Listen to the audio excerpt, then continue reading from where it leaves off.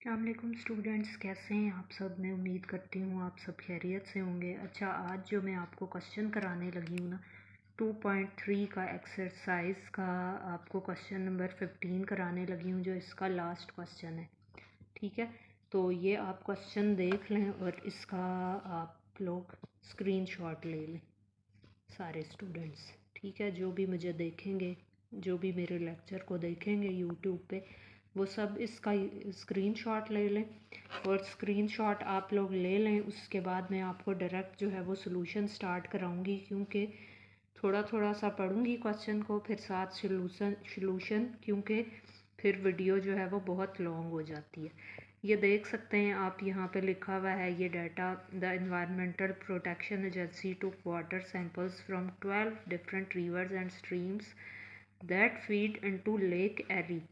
These samples were tested in the EPA laboratory and rated as to the amount of solid pollution suspended in each sample. The results of testing are given in the following table. अब ये जो है ना, ये samples हैं।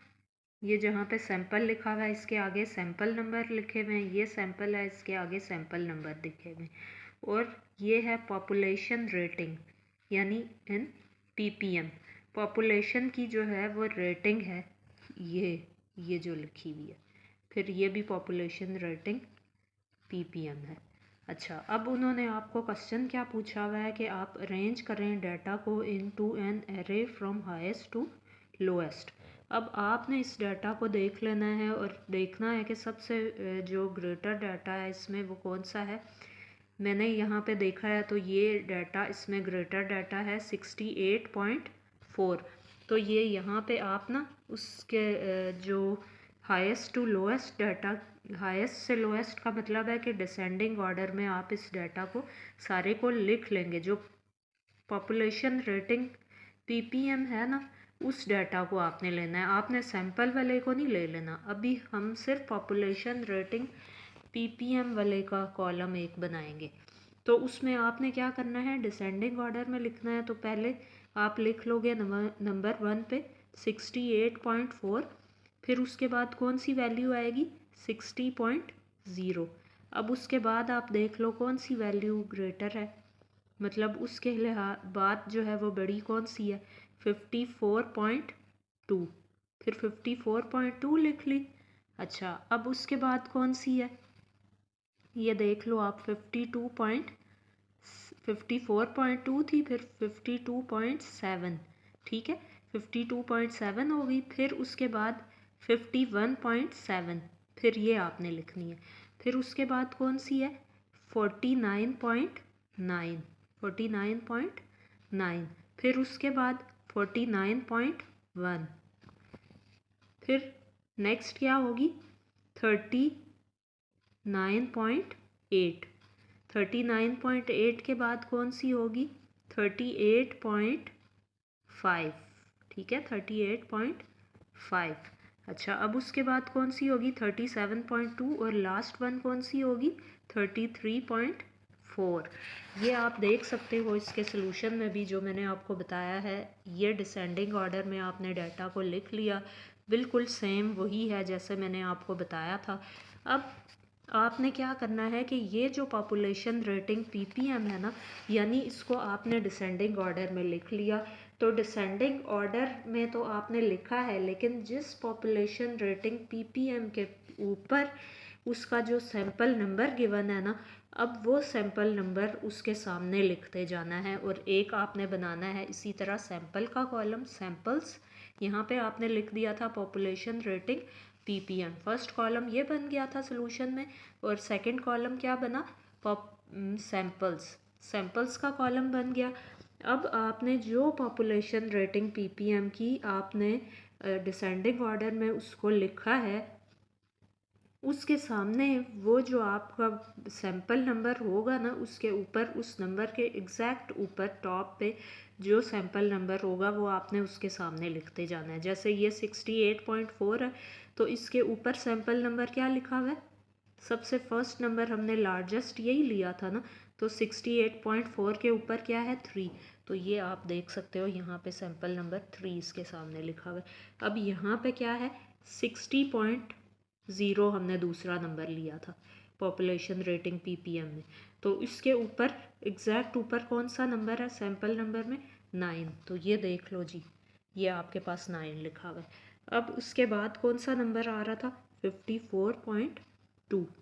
54.2 को अगर हम देखें तो उसके ऊपर पॉपुलेशन रेटिंग पीपीएम वाले के ऊपर कौन सा सैंपल नंबर है 4।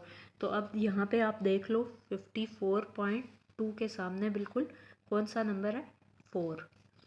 इसी तरह से आपने सारे पॉपुलेशन रेटिंग पीपीएम वाले जो हैं उनके ऊपर एग्जैक्ट ऊपर जो सैंपल नंबर है ना वो सब के सब उसके सामने लिखते जाना है। जैसे यहाँ पे आपको मैं सॉल्यूशन में दिखा रही हूँ, तो पहले तो वैसे तो आपने देख के वहाँ से क्वेश्चन से खुद करना है, लेकिन इसका भी आप स्क्रीनशॉट ले लो। ये एग्जैक्ट आपके पास आंसर सैंपल नंबर जो है जब उसके सारों के सामने उनके लिख लोगे तो ये आंसर आपके पास आ जाएगा। अब हम पार्ट बी देख लेते हैं। पार्ट बी में उन्होंने क्या पूछा है, determine the number of sample having a population content between 3.0, 39.0, 40.0 and 49.9, 50.0 and 59.9 and 60.0 and 69.9। अब उन्होंने ये पूछा है कि ये आपके पॉपुलेशन रेटिंग पीपीएम हैं जिनकी समझ लो कि एक क्लास सी टाइप, जैसे क्लासेस हम बनाते थे ना प्रीवियस क्वेश्चन में, तो एक क्लासेस की टाइप से ये बना हुआ है। ये क्लासेस हैं आपके पास 1 2 3 4 क्लासेस बनी हुई हैं। तो अब इनके सैंपल नंबर्स आपने इस तरह बताने हैं कि 30.0 से लेके 39.9 तक, यानी 30s में जितने भी नंबर हैं ना जो 3 वाले आ रहे हैं सीक्वेंस से, उनके ऊपर जितने भी सैंपल नंबर्स हैं ना वो आपने 30.0 से लेके 39.9 तक जितने भी नंबर्स आ रहे हैं उन सारे सैंपल्स को ऐड करके इसके सामने लिखना है। पहले तो हम सिंगल सिंगल सैंपल नंबर लिखते जा रहे थे ना, अब ऐड करके लिखना है क्योंकि 30.0 से लेके 39.9 तक के आपने देखने होंगे। तो अब यहाँ से देख लो कि 30 वाले कौन से हैं, हम उनको अगर मार्क करते जाएं, ये 33.4 है, ठीक है।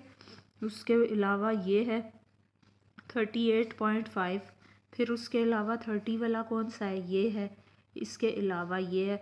तो इनके ऊपर एग्जैक्ट ऊपर जो नंबर्स हैं ना उनको आपने काउंट करते जाना है। जैसे इसका 1 है, इसका 6 है, तो 6 + 1 क्या हो गया 7। 7 प्लस अब ये 39.8 है, तो इसके ऊपर सैंपल नंबर क्या है 7।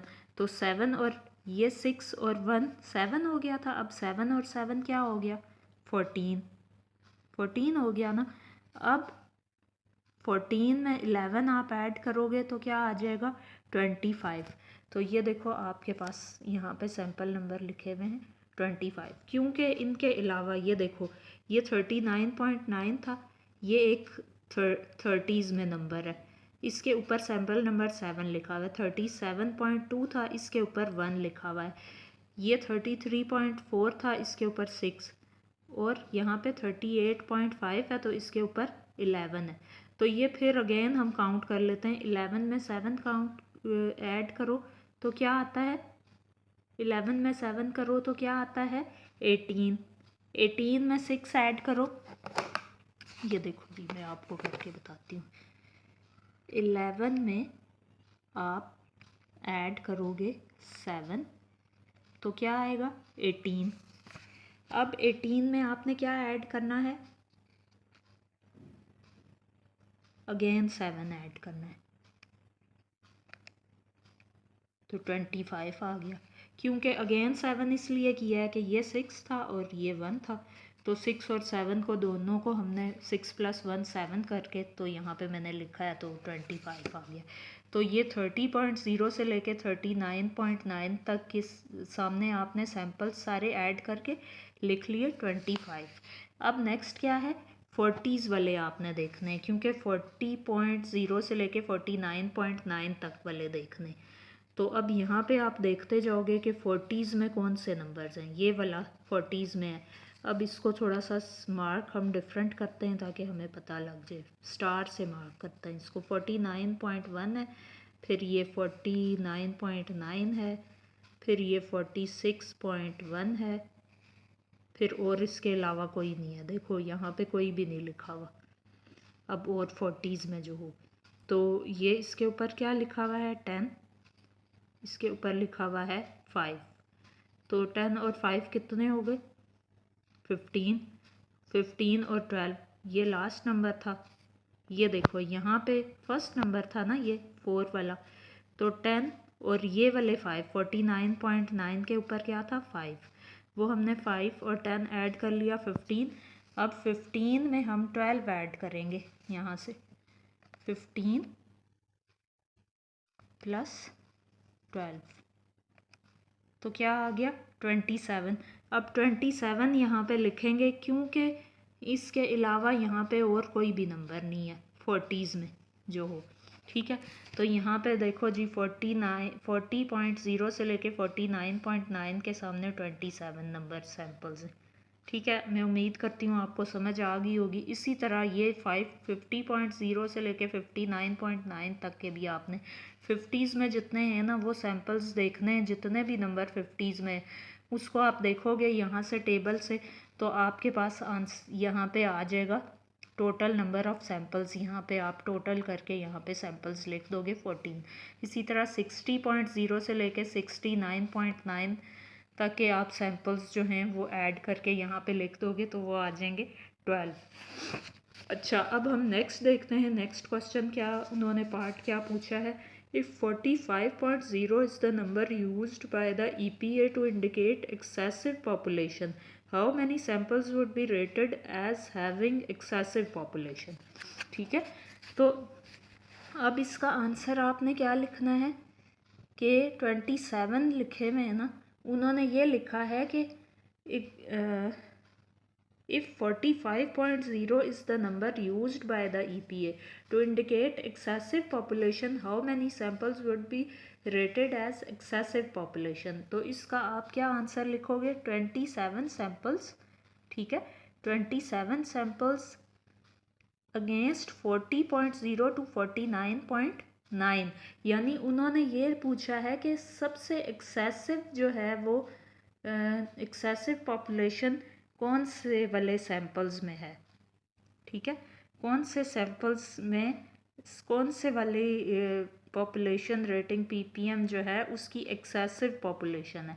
तो आपने बताना है किससे आपको पता लगेगा कि इनकी एक्सेसिव पॉपुलेशन है, जिसके आगे सैंपल नंबर सबसे ज़्यादा होंगे।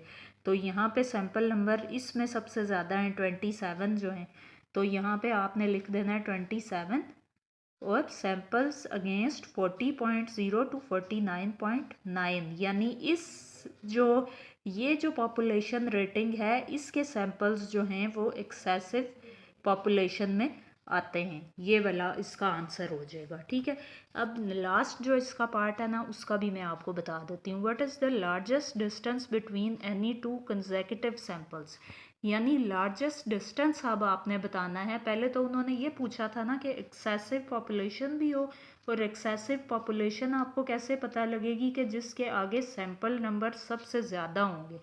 तो वो आपने बता दिया 27, क्योंकि 27 सैम्पल्स जो है नंबर सबसे ज़्यादा थे। इसी तरह अब जो है आपसे ये पूछ रहे हैं कि what is the largest distance between any two consecutive samples, यानी लार्जेस्ट डिस्टेंस किन दो सैम्पल्स के दरमियान में है। तो अब आप यहाँ पे क्या आंसर लिखोगे, the largest distance between any two consecutive samples is 13।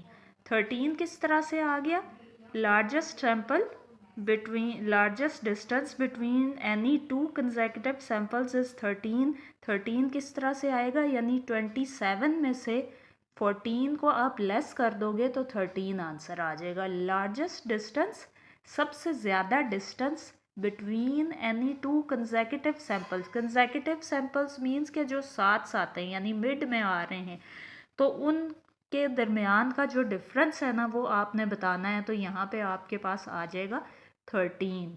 ठीक है, क्योंकि 27 में से आप 14 लेस करोगे तो आपके पास आंसर आ जाएगा largest distance between any two consecutive samples. ठीक है, तो मैं उम्मीद करती हूँ स्टूडेंट्स आपको अच्छे से ये क्वेश्चन समझ आ गए होंगे 2.3 के सारे। तो अगर आपको कोई क्वेरीज़ हों जो आपको क्वेश्चन समझ में ना आया हो तो आप मेरे से कमेंट बॉक्स में पूछ सकते हो। तो अपना बहुत सारा ख्याल रखिएगा। नेक्स्ट वीडियो तक के लिए अल्लाह हाफ़िज़।